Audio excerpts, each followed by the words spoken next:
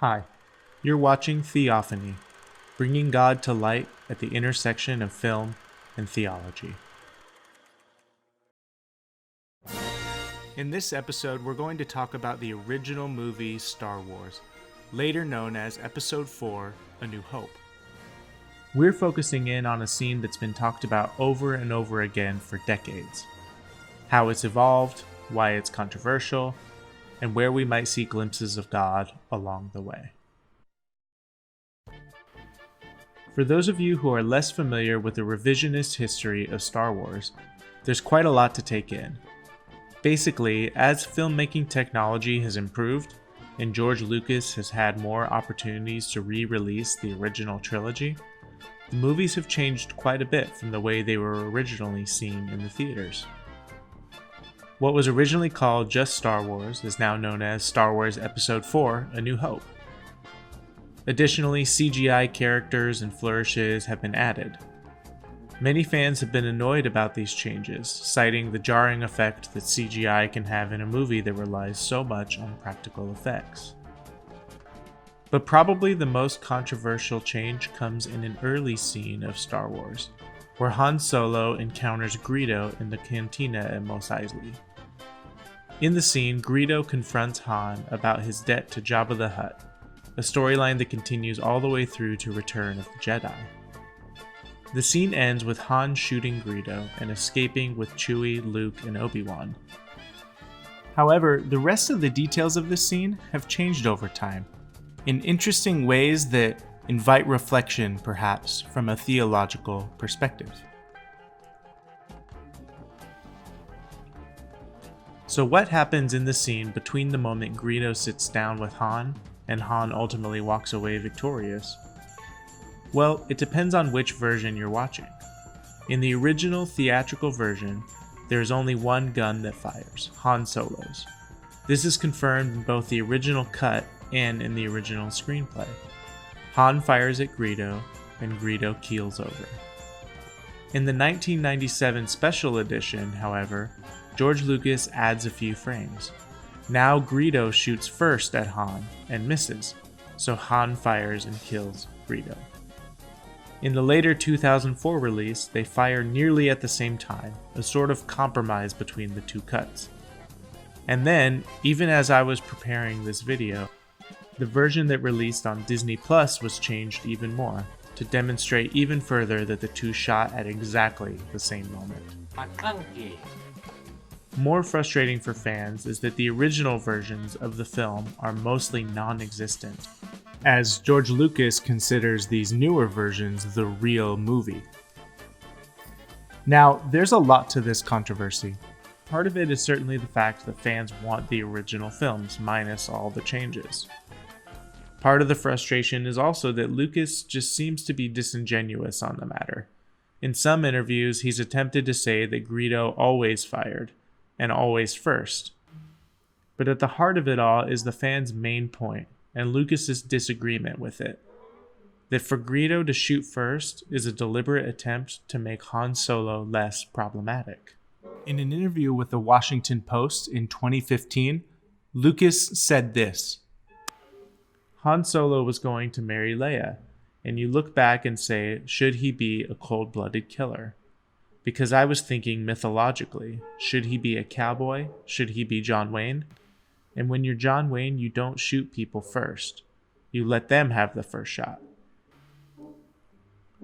However, as many fans have pointed out over the years, this revisionist thinking is not only dishonest to the original movie, it also misunderstands redemption. The story of Han Solo is not the story of John Wayne. Han Solo is a selfish, complicated character who gets involved with the wrong people in order to make money. His journey in the trilogy, however, ultimately leads him to a place of unselfishness, of falling in love with Leia and helping the Resistance to destroy the Empire. His redemption is executed methodically and elegantly in these movies. It's gradual, it's complicated, and ultimately it's cathartic. Han Solo isn't a hero because he was always heroic.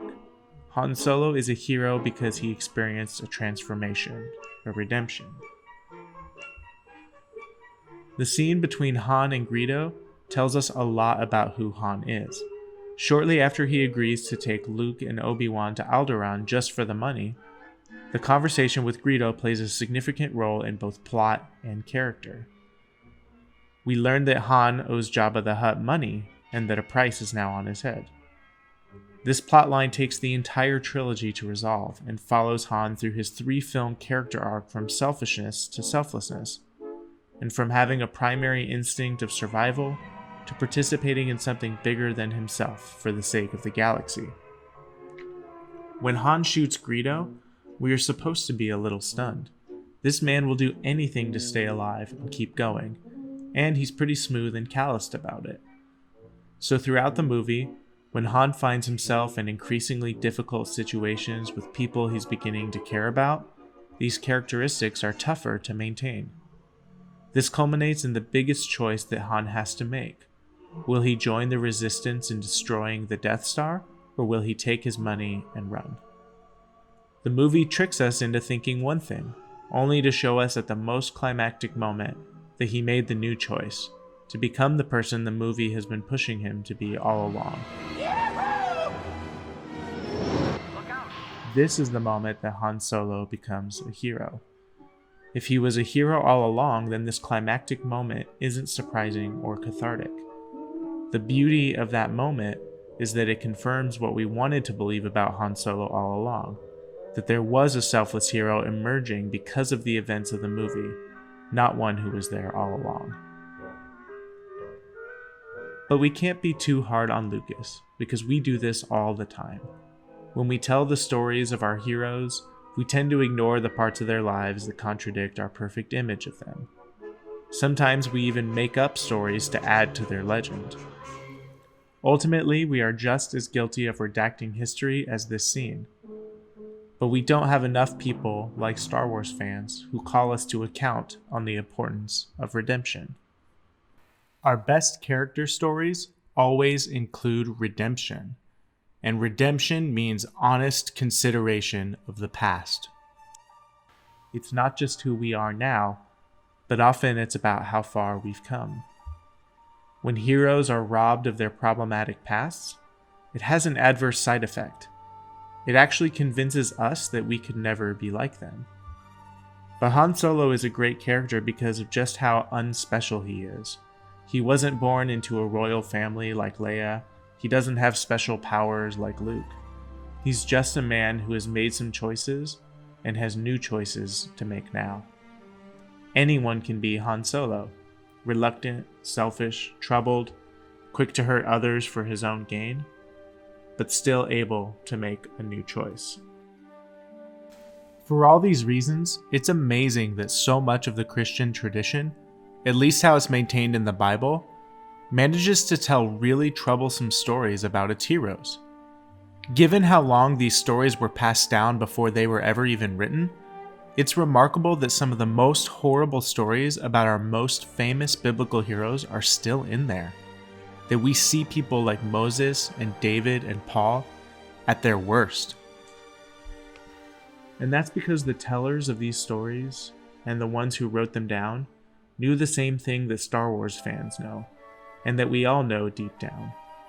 That our troublesome pasts aren't meant to be covered up. They are all part of the story of redemption. God is reconciling the world and reconciling our own lives within it. If everyone, including George Lucas, history teachers, and well-meaning Christians, could agree on that, we might just remember something truly spectacular. That everyone has a place in the story of God, and that anyone can help save the galaxy.